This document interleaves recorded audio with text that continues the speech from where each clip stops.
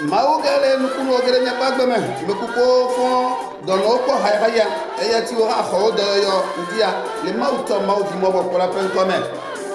Régulièrement quand nous voulons faire du bien si on ne fait pas attention, nous faisons le mal à la place. Et Dieu dit les médias nous n'y a nebo nous devons être pas et y'a pour miba tanya i pour nous to parce que maunya c'est que le thème du test de dimanche et dans le résumé que nous allons présenter, il prend le nom de appel à la vigilance et à la prudence.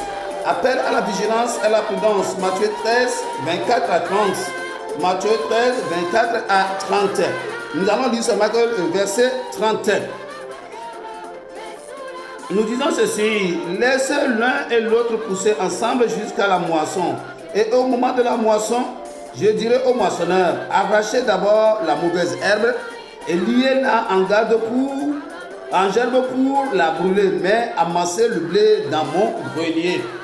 Voilà ce qui est arrivé, l'exemple bien, la parabole du royaume des cieux. Nous avions trois éléments qui se dégagent. Nous avons le cultivateur qui a semé le blé, nous avons l'ennemi qui vient de semer l'ivraie, et nous avons maintenant le champ qui est là. Qu'est-ce que nous avons vu? L'homme dans son insolence, la magotovie peut connaître nos domaines. Dans son sommeil, l'ennemi est venu semer dans son champ. Dans les églises, les chrétiens dorment somnolent. Christ autola no dom le haume. Iwobe abo sangere haume e yo kwame tuto. Yome la benyame da sila parce que gere haume e yo tro e haupe no nome. Et aujourd'hui dans les églises, nous avons les enseignements divers, les enseignements qui intoxiquent maintenant la vie des chrétiens.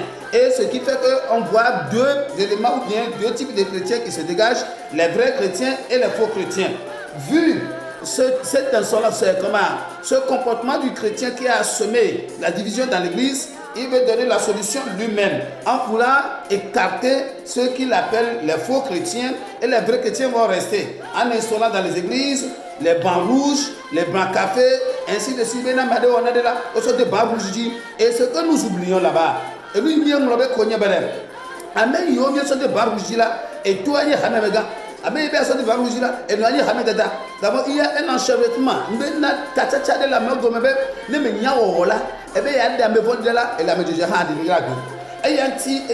Quand ils ont dit qu'ils veulent enlever l'ivraie, le papa a dit ou bien le Seigneur a dit ne le faites pas. Parce que quand vous voulez faire, vous ferez une erreur en élevant aussi le blé. Alléluia. Et il y a dit, après tout le monde de Mobade, il y a souvent de Mobade. On est des on est d'Assio ou Hawati. Nous avons vu que la présence de l'ivraie, la présence d'ivraie n'empêche pas le blé de grandir. Ça signifie que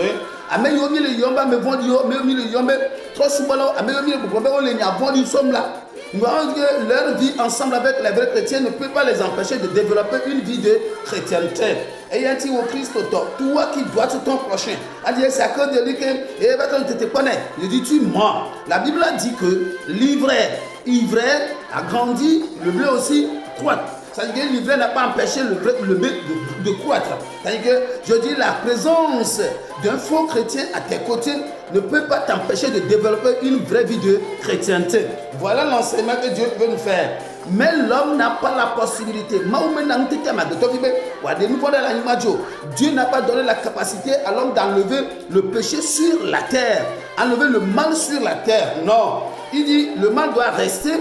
Et c'est les anges qui ont la capacité de faire ce traitement, de faire ce travail à la fin des temps. Je dis bien à la fin des temps. Les gars, pour nous, nous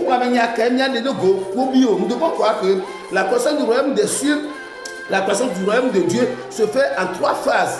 La croissance du royaume de Dieu se fait en trois phases. Nous avons l'ensemencement, le développement et la moisson.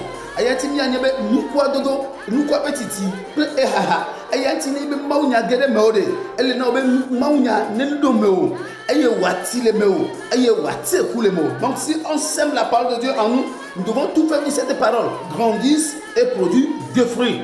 Et nous devons savoir aussi ceci. Nous les kanyanya nyebe ni medo musamba nyade bebleuda que Dieu même va maintenant juger et condamner les gens.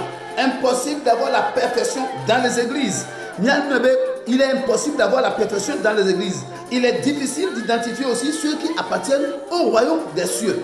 À ce moment-là, on ne peut pas le faire. C'est Dieu seul qui connaît celui qui est faux et celui qui est vrai. Toi qui fais ça, je dis, cesse ça très tôt et pour que ta vie soit honorée par la parole de Dieu. Aux dirigeants, non là je vous dis, dirigeants, soyez prudents dans l'exercice de la discipline ecclésiastique. Soyez prudents dans l'exercice de la discipline ecclésiastique. Que le Seigneur vous bénisse. Shalom, shalom.